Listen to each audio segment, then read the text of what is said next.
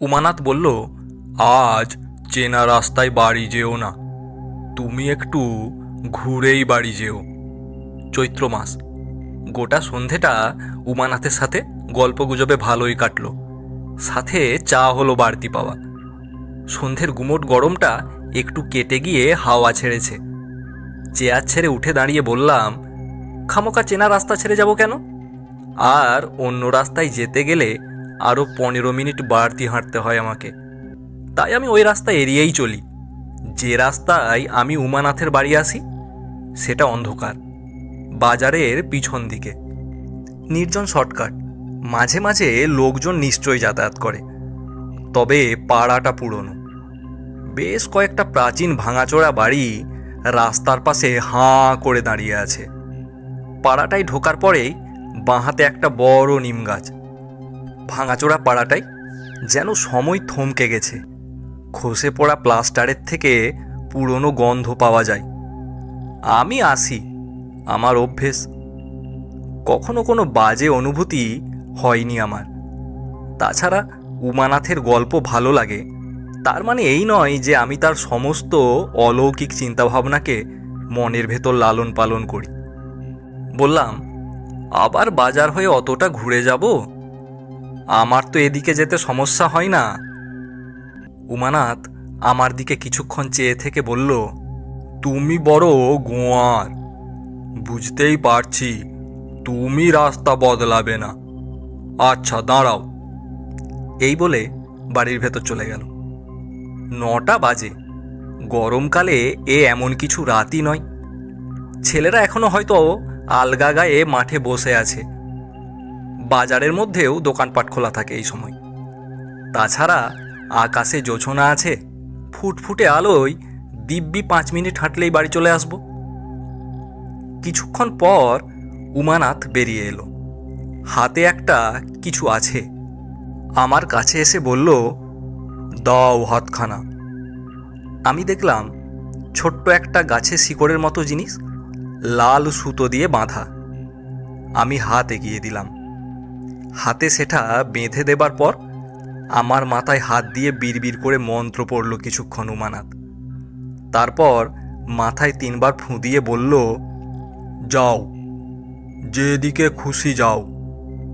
আর শোনো, রাস্তায় যাই দেখতে পাও হাঁটা থামাবে না, একদম না।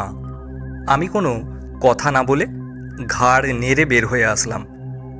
অন্যদিনের মতো মনের তেজালো ভাবটা কোথাও যেন মিইয়ে গেছে একটু।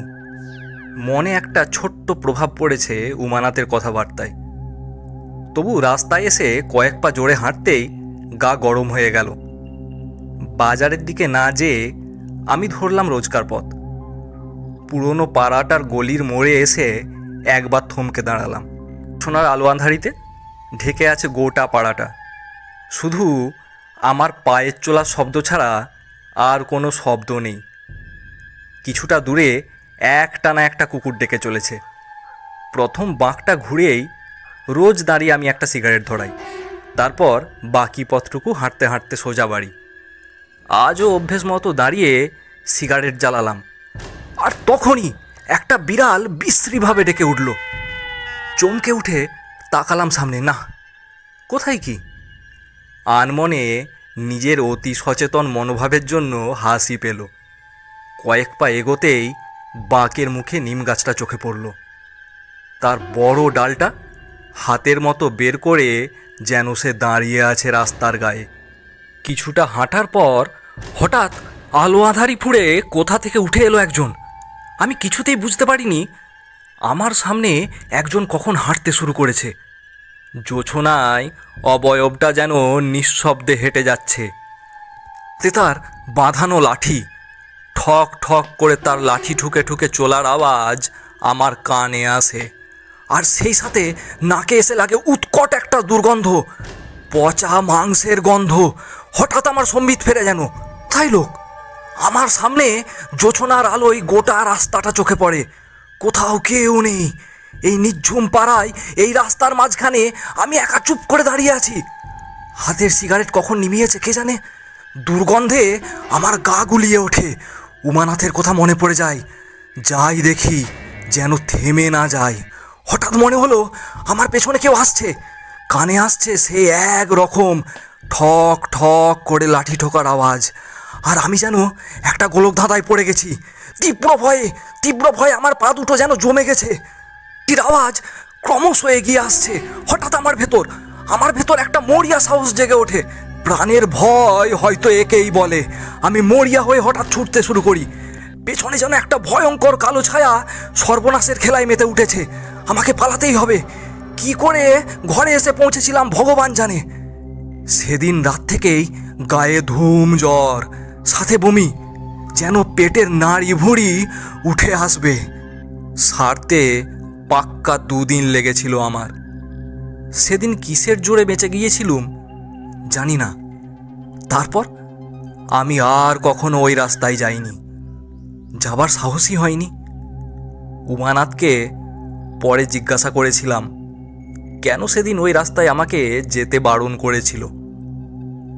উমানাথ উত্তর দেয়নি, শুধু মিটিমিটি হেসে বলেছিল, সব প্রশ্নের উত্তর জানতে নেই।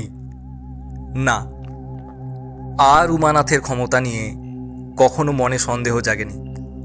যে মানুষ আগাম বিপদ আঁচ করতে পারে তার মন্ত্রশক্তিকে না হোক চিন্তা শক্তিকে শ্রদ্ধা করতেই হয়।